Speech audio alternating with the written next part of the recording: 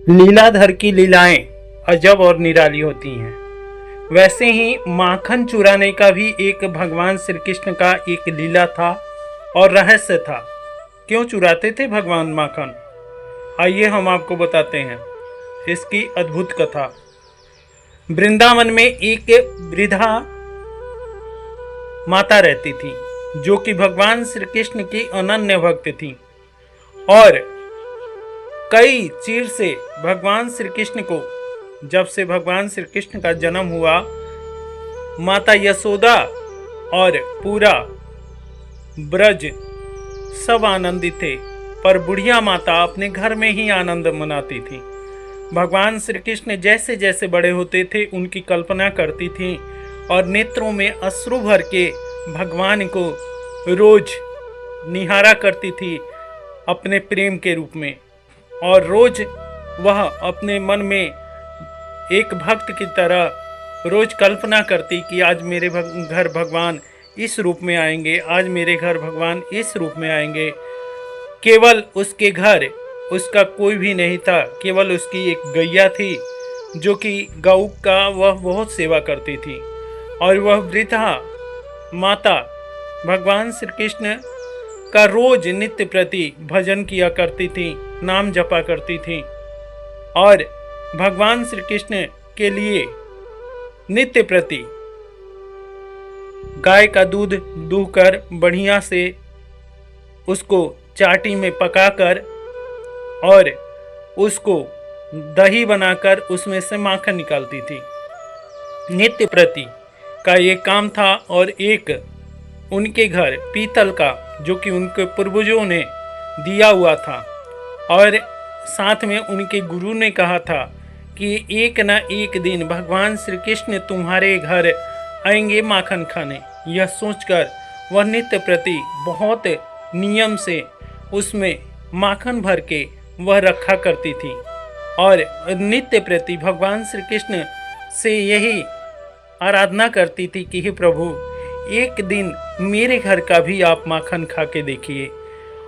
इस बात का पूरे ब्रज में, पूरे वृंदावन में कोलाहल हो गया कि एक बुढ़िया माता भगवान श्री कृष्ण का नित्य प्रति आराधना करती है। इस बात को नंद बाबा भी जानते थे, क्योंकि वह कई बार नंद बाबा के घर आई थी, परंतु भगवान की लीला अद्भुत है। भगवान श्री कृष्ण को वह नहीं देख पाती थी, क्योंकि भगवान श्री कृष्ण का जो नंद भवन था वो इतना बड़ा था कि भगवान श्री कृष्ण कहाँ खेलते थे, क्योंकि छोटा बाल्य अवस्था था और कभी किसी को दिखाई नहीं देते थे। जिसके ऊपर उनकी कृपा होती थी केवल उन्हीं को दिखाई देते थे। रोज तो नहीं आ पाती थी बुढ़िया माता, परंतु किसी न किसी बहाने से नंद बाबा के गौशाला में, नंद बाबा के घर जरूर आया करती थी, परंतु भगवान श्री कृष्ण को नहीं देख पाती और उसका आंखें ललायित रहती थीं कि किसी न किसी दिन भगवान श्री कृष्ण मुझे दर्शन देंगे। यह बात कोई नहीं जानता था किस रहस्य से ये बुढ़िया माता आती हैं।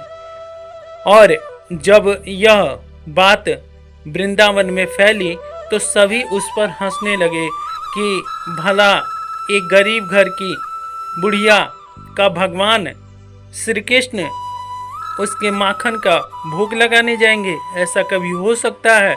जिनके घर 87 लाख गौएं हैं, यानी कि जितनी भी गाय हैं इस पृथ्वी पर, जितनी भी गाय हैं, सबके आराध्य भगवान श्री कृष्ण हैं। मैं एक कल्पना के रूप में 87 लाख गौओं का इसमें वर्णन कर रहा हूँ, पर भगवान श्री कृष्ण जब धरा पर हैं और भगवान श्री कृष्ण ही गौ रक्षक हैं, तो प्रत्येक गाय ही भगवान श्री कृष्ण की हैं।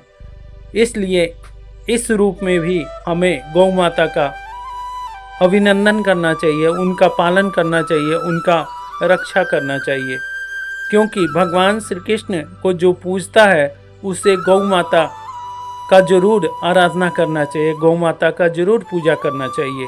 इससे भगवान श्री कृष्ण प्रसन्न होते हैं। यही बात तो गौएं एक ही थी और उसका रोज नित्य प्रति ये माखन निकाल कर और भोग लगाती थी, परंतु यह बात वह अपने मन में ही रखती, किसी को कहती नहीं थी। और आंखों में अश्रु भर भर कर जब वह माखन निकालती, तो जब मंथनी चलाती, तो और जितने भी कार्य करती भगवान श्री कृष्ण के भोग के लिए माखन निकालने में, वह सब में अपना एक एक बूंद अश्रु जरूर गिराती। वह अश्रु प्रेम का होता था और यही मन में अपना धारणा बनाती कि हे प्रभु, एक दिन मेरे गुरु के कहने पर मेरे घर का माखन का भोग लगाइए। यह बात भगवान श्री कृष्ण अंतर्जामी और तीनों लोग 14 भुवन जो उनके अंदर वास करता है, भगवान श्री कृष्ण जान गए। वे गोपियों का मान मर्दन करने के लिए उन्होंने क्या काम किया कि एक दिन माता, जो बुढ़िया माता थी, वह अपना बेचारी माखन रख के और वह आंखों में अश्रु लिए हुए भगवान की चाहत करते हुए, भगवान की इच्छा करते हुए कि हे प्रभु आइए मेरे घर के माखन का भोग लगाइए, ऐसा कहते कहते उनको कब निंद्रा आ गई कुछ भी पता नहीं लगा। और देखते देखते भगवान उनके घर आए, उनका माखन खाए और पूरा जो कटोरा था वह चट कर गए और भगवान श्री कृष्ण जगह जगह गिरा भी गए, जिसके कारण वह जब बुढ़िया माता का नींद खुला तो वहाँ देखती है कि माखन नहीं है। वह सोच में पड़ गई कि आखिर माखन गया कहाँ।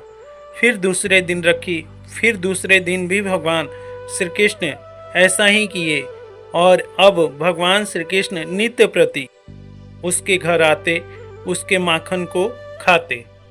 इस बात से बुढ़िया माता विस्मित हो गई कि मेरे भगवान का, मेरे प्रभु का यह भोग कौन खा जाता है, आखिर कौन यह शरारत कर रहा है। एक दिन क्या हुआ कि बुढ़िया माता ने छुपकर देखने की कोशिश की और उसने वह माखन रखकर और धीरे से अपने आंखों को बंद कर लिया और तब भगवान श्री कृष्ण आए, बैठकर खूब आराम से अपने ग्वाल बालों के साथ चुपके से मुंह पर उंगली रख के कि कोई भी आवाज़ ना करे, बुढ़िया माता न जाग जाए, इस तरह सबको उन्होंने खिलाया, आप खाया।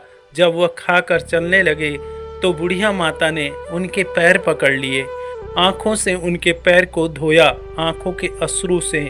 तब भगवान श्री कृष्ण बोले कि हे माता, आप मेरा पैर क्यों पकड़ती हैं? तो वो बोली कि हे प्रभु, मैं आपकी चाहत करती थी, मैं आपकी कामना करती थी कि मेरे घर गरीब वृद्धा माता के घर भी क्या आप माखन खाएंगे? तो भगवान श्री कृष्ण अपना स्वरूप माता को दिखलाए, कहे कि हे माता, मैं तो माखन मिश्री रोज ही खाता हूँ और रोज मुझे मिलता ही है, पर तुम्हारे प्रेम से बड़ा यह माखन आज तक मैंने नहीं खाया था, इसलिए अब एक दिन चख लिया था, अब नित्य प्रति मैं माखन तुम्हारा खाने की चाहत करता हूँ। मेरे घर की जितनी भी गैयाँ हैं, मेरी मैया जरूर माखन निकालती है मेरे लिए, परंतु उस माखन में वही प्रेम, वही दर्शाता है जो मेरी यशोदा मैया बनाती है। इसलिए यह कहकर और वह भगवान श्री कृष्ण सामने आए और वह मैया उनके कदमों में गिरकर रोने लगी, कहती है कि हे प्रभु, धन्यभाग जो आप मेरे घर पधारे और मेरा माखन का भोग लगाया, इसलिए हे प्रभु आपका कोटि कोटि धन्यवाद। यह कथा केवल प्रेम और अश्रु का है कि भगवान श्री कृष्ण सिर्फ प्रेम से रिश्ते हैं और किसी से भी नहीं।